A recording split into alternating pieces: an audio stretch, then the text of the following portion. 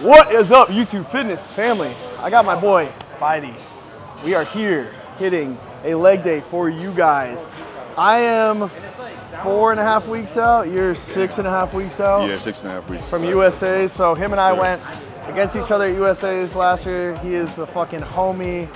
This dude is looking crazy. He's going to be taking it home this year. So I was like, I'm not going against him again. So I'm going to be doing Vancouver. He's doing USA's. Hopefully we both win, get those pro cards. Yeah. But yeah, we're going to do a little bit of a more, probably something he's not used to. So Body's strong as fuck. Like one of the strongest people I know. Can like fucking rep out 5-6 plus plates on the squat. But knees have been giving him trouble. Back a little bit in the past. Yeah, in the past when I'm heavier, when I'm heavier, yeah. So and just getting like into like the range of motion sometimes was hard for me in the off season, but it's getting better now.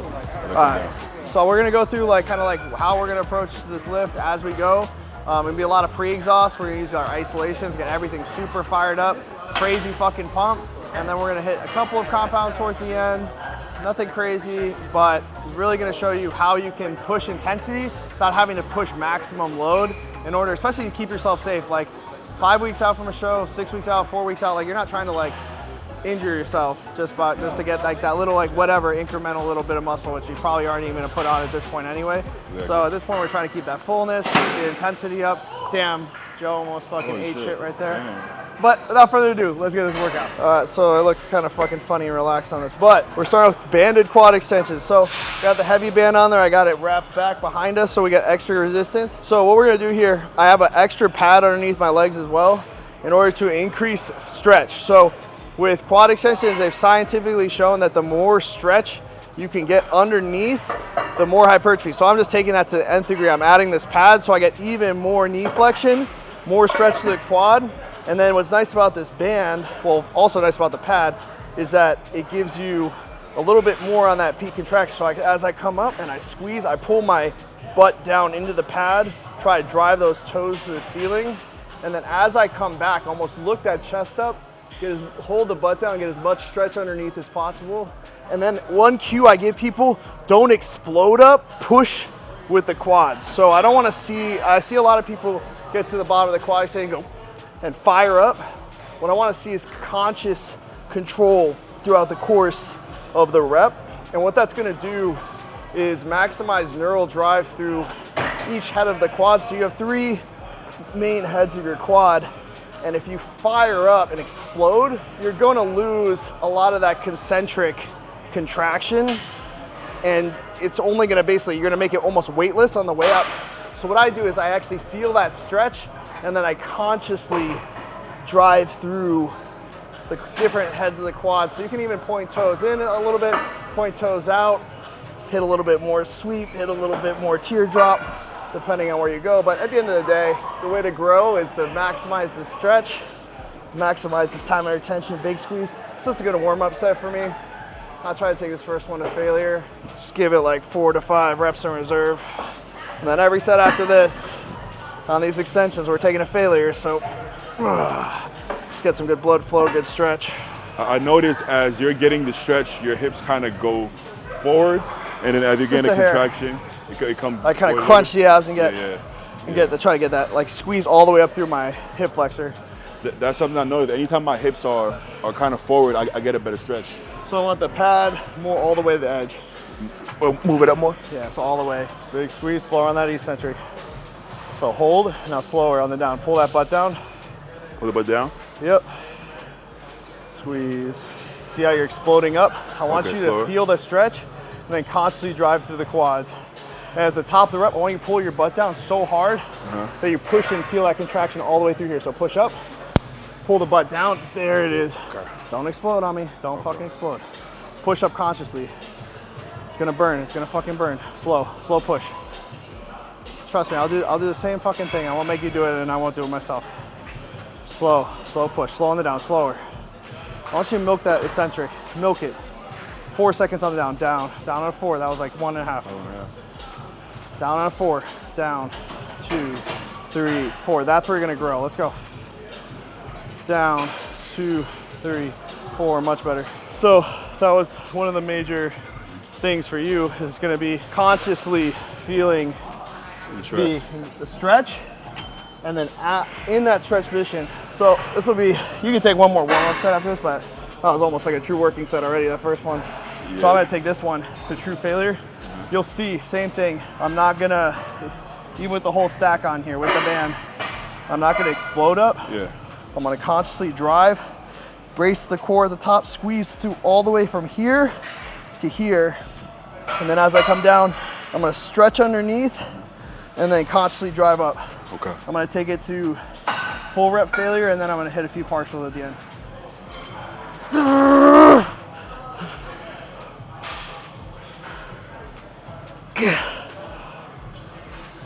There we go, come on.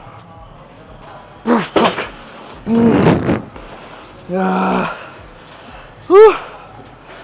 Like, I feel like watching the video, they're not gonna be able to tell how insane, how crazy that was, right? Me being somebody with strong legs and seeing how that felt with a quarter stack, right? In my head, like me seeing that and putting it in perspective, that would be like squatting like 8 plates in my head, right? Yeah. Because that's the whole stack, moving it like it's like 10 pounds, you know what I'm saying? Like that set was heavy for me, right? Obviously, my body isn't accustomed to training that way, but either way, right? Like when I get stronger training like this, eventually I would, yeah. But to be able to do the stack like that for that many reps, man, it means you're really strong, first of all. But I don't know, man, that won't come across on camera. Even if you see the stack, you won't be able to understand it unless you sit on the machine and try it. That's the biggest thing is people don't understand. Mm-hmm. They'll be like, oh, he's not training hard. Yeah. Because they don't understand. They'll be like, oh. They won't get it. You're doing it super slow. Must be really easy. Yeah. Like, no, fuck. No. They'll get on my ass for fucking being winded. Yeah. After a set, like, oh, you go fuck yourself. Like, you try to do a set like that and then talk without being winded. Some of these things you can't understand until you get a feel for it in person, right? Yeah. You know, it's like when you step on stage, there's so many people I see like, oh, yo, I could beat that guy. If I would have did this show, can I beat that guy? I'm like, no. Yo, no, you can't. It looks like it looking at the pictures. When you see it in person, you'll be like, maybe not. You know? It's like the opposite of what my body is accustomed to doing. Of course.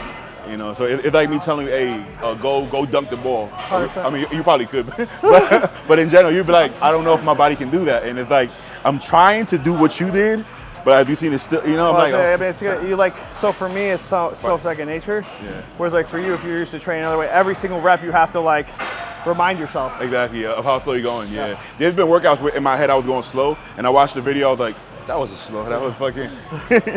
Big stretch, push through, slow, down, 2, 3, 4, nice and easy push. Through the quads, now squeeze. Good, yeah, I want you to pull that butt down as hard as you can through the seat at the top of the rep. Pull the butt down, crunch the abs. That is your best rep right there. Good, don't explode, don't fucking explode. Push through those quads. Let's go, push. That's fucking so good, dude. Come on. Good, when you get to failure partials, half slow. From the bottom half. Good, nice and slow. Bottom half, there you go. Bottom half, there it is. 2 more from the bottom, Let's go, push. Let's go, 1 more. It feels different in the muscle. Yep, it's a completely different like experience to train like this, because like it's not about going like, because that's how everybody talks about it. It's either like they always talk about total volume, sets, reps, weight. How you perform your reps is so much different. Like you could, like me saying, oh, I did banded extension for 12 reps with 5 partials. That would be like, they'd be like, oh, well, that set took you probably what, like 20 seconds? Yeah. That set probably took me fucking 2 minutes. Yeah. So it's like, it's a completely different thing. You can't just say that you're doing X amount of sets and this amount of reps, because like the volume is so much different when you're training like this because of the time under tension. Yeah, sure. Oh, yeah. Come on. Fuck, dude. You know what's a good way to kind of explain that? Like extensions is something that in my head, or a lot of people's head, they consider like a warm-up or like a finisher, right? Doing it that way, it literally felt like a compound exercise. It felt like I was doing like hack squats, basically. I felt like my whole body was trying to stabilize itself, and then I felt like my entire leg was working. So I feel it all the way from my hip flexors all the way down here, right? So it literally felt like I'm doing like a heavy sissy squat or something like that, basically. Yeah. So it feels like a squat, like a compound movement, and I'm gassed, and I never get gassed from extensions, right? So it's different. It makes it like a completely different exercise altogether. Everybody treats their fucking extensions like a throwaway exercise, like either a warm up or at the end of their workout, like, oh, it's there. Let me do 3 sets of extensions. Because I should do it, because I'm hitting quads today.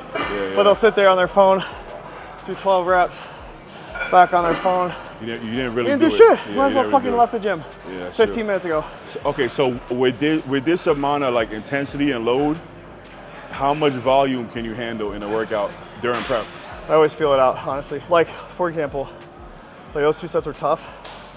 I'm planning for 2 more. If like, let's say the 3rd one is like so taxing, I'll usually still do the 4th, but I'll gauge it. But I might think at the end of the workout, maybe I was gonna add on 1 more exercise. It just doesn't seem like it's gonna be productive. That's when I'll either cut a set. It's like, well, that's what I'll do a lot of times towards the end of a workout. It's like, just law of diminishing returns. I'll just do 2 sets of something instead of 3 or 4, or just cut the exercise completely. It's just because at that point, it's just, you're doing too much. Your glycogen is so taxed, you're done. So, okay, so you did 2 sets so far, right? 2 working sets. Let's say if your leg right now is completely pumped and drained, would you do another one anyway? More push. Okay. I think that's probably why I can eat so much, honestly. Yeah. So everybody talks about metabolism, which is huge. How much muscle you hold is huge, but how you train your muscle is also huge. So like my sets are, let's say one of my sets is total time. The time it takes somebody to normally do 4 or 5 sets. Now expand that to 4 to 5 sets for me. Now it's like the same time in terms of energy expenditure that somebody's doing like 12 to 15 sets. So I'm able to eat more food, I think, because of that. Because even just a fucking quad extension is so arduous. It's so, I'm trying to be so methodical, and the time of the set is so long. And so like, instead of, let's say we're talking like a guy, bodybuilder Martin Fitzwater, who gets PO but doesn't do that much cardio, it's because the training volume is so high. He does a lot of time under tension, but he also does like 8 exercises on a leg day, which you could argue is probably overkill. You might just want to cut it to 5 sets and do your cardio. But it's just all about like, as long as you're creating a deficit, whether it be through your training, through your walking, through your cardio, through just a basal metabolic rate, that's the biggest thing, especially in prep and getting to those points where you feel pretty depleted and flat. And I'd rather eat more, train harder, and get to the point where I feel like shitty after a training session, as opposed to like coming in here and feel so fucking dead. I'm like, I just want to do like 4 sets of this, 3 sets of this, and then like do my cardio and get the fuck out of here. So I was gonna ask that, like, if you felt like you wasn't recovering, like day after day, you're like, okay, fuck, I'm just completely fatigued. Would you pull back volume, or would you just eat more food? It just depends. I can communicate with my coach and just see if the refeed's in order. We'll see the visuals. Like, we were supposed to get a refeed earlier this week, but I was still so full in my updates, meaning like it's like muscle fullness. He's like, it's not. We gotta dig more. You gotta get you flat before we push up again. Last year I tried upping the food when I felt that way, but for my body, I just wasn't getting as lean as I wanted to. So I think for me, I do have to pull some. I'm not gonna pull 4 working sets away, you know, but like just pulling 1 or 2 working sets, like from my bigger body part, like my arms and chest, which I don't need more of. It kind of makes sense for me. Maybe don't pull back from legs and back, but like for you, let's say you could probably pull back arms and shoulders a little bit.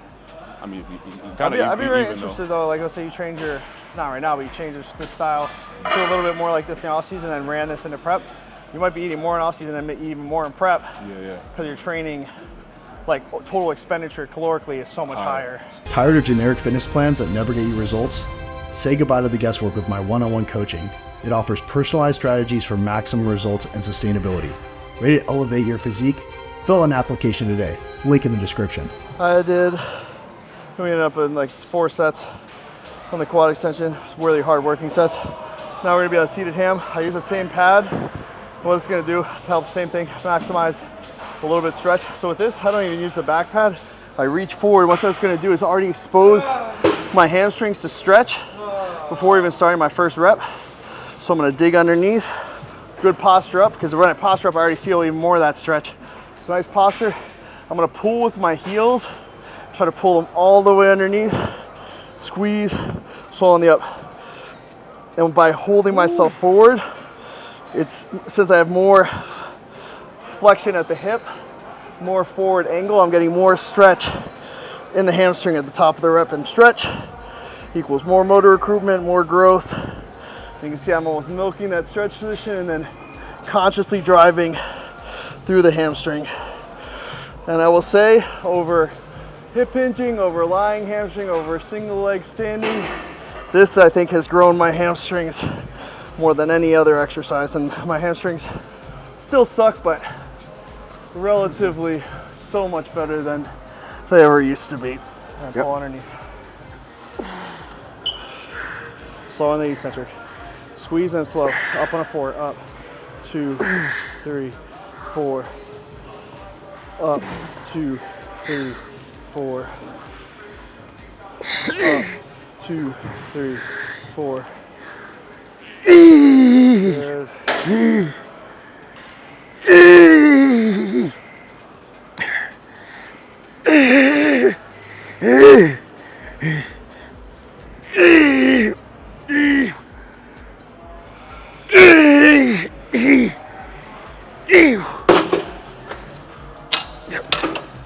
Thank you, brother. All right, so next we got 4 sets of the seated hams. Now we're gonna hit some deficit split squats. So I like the Smith machine for my split squats just because you can get more bracing, you're on a set bar path, so you can really push into that front foot, get a shit ton of quad stretch.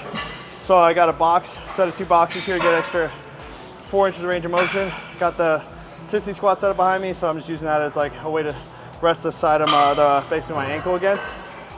So with these, I'm trying to kind of push down and forward, and I'm gonna try to get as much knee flexion and stretch that front quad as possible, focusing on that front foot as much as I can, not really trying to push too much through that back foot.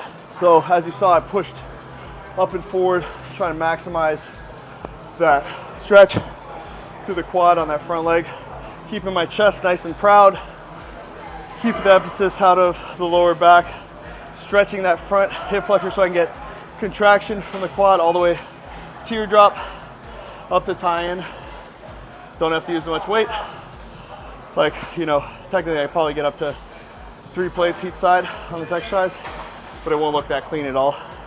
Probably be 2 inches less range of motion, maybe 3, and way faster. So might work it up to 2 today. We'll see how I'm feeling. But this one's gonna be way more about form and tempo than weight. Get a little slower on that negative, slow. Feel that stretch? Yep.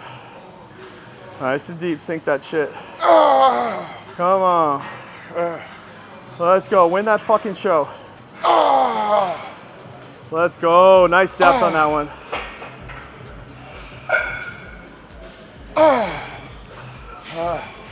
Yeah. Shit hurts. Legs look fucking crazy, dude. Huh? Your legs look fucking crazy, dude. So, I wish I had calves. So we're doing some adduction here, guys. Adduction is, I think, the most important if you're gonna go prioritize one over the other in terms of abduction versus adduction. Just because as a bodybuilder, we wanna have like that minimal thigh gap and really kind of create that illusion of width by having more thickness in that inner leg. So you want to have the opposite of what that chick wants.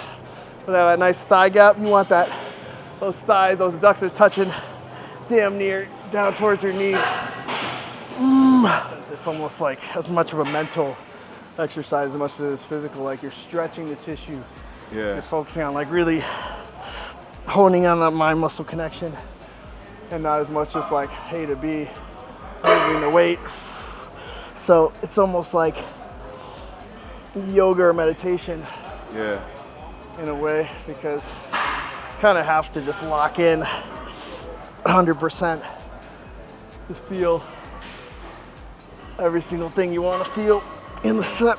Even though you do quite a bit of volume, and you can handle it and you can recover from it, I feel like training like this, I actually feel like I could get away with even less volume because every set is just even more taxing on my body. You know, like I said, you're used to it, so you probably feel fine.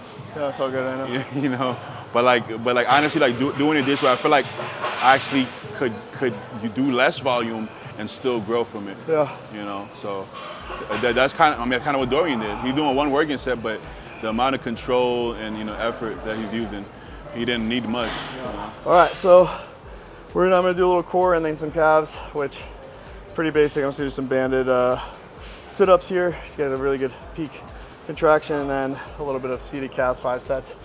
Really low rest time on those. I usually just go like pretty much to failure, 20-second rest, right back into my next set. So it was a great leg day. What did you think of it, man? Honestly, it was one of the hardest leg workouts I've ever done. Here's the thing about intensity, like it's something you have to feel. I always say you can't judge it by visuals, because there's a lot of people who don't train that hard, but because they're sweating and yelling at each other, you're like, wow, these guys train hard. I'm like, why? Because he's yelling at him? Like that's not what, you know. So training hard is a feel, you know. And like I'm friends with Nick, right?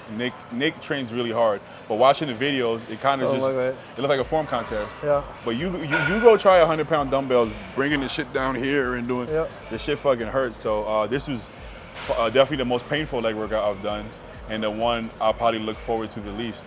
You know, but sometimes that's a good thing, right? If you're comfortable in your own space, it's not hard, right? If we came in here and did sets of 5-plate squats, it might look hard on camera, but honestly, you either can lift it or you can't.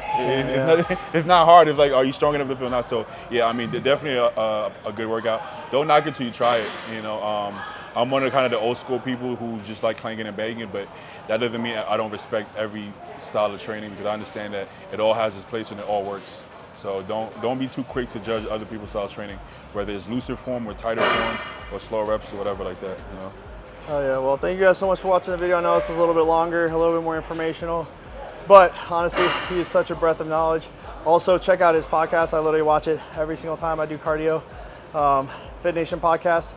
It's on his YouTube. We'll link it in the description. So go check that out. Make sure you subscribe to this channel. Turn on your bell notifications. We're fucking 4.5 weeks out. I'm gonna give this fucking thing everything. Try to run that Vancouver Pro up. We got Chicago Pro, Tampa Pro. You gotta envision it. And he's been one of my biggest supporters and tells me every day, like, these are just human beings, bro. Like, they're the same as you. They still got blood through their veins. And that has hyped me up, because I'm like, I see these guys, I'll put these guys on a pedestal, which I agree, like, they have a pedigree, but you can't look at it like that. You got to come in and try to be your best and hope that your best beats their best, because at the end of the day, we're all just like walking out there on that stage in the same skin and same bones, and got to fucking give it everything. So love you guys. Thanks for all the support, and I will see you guys on the next prep video.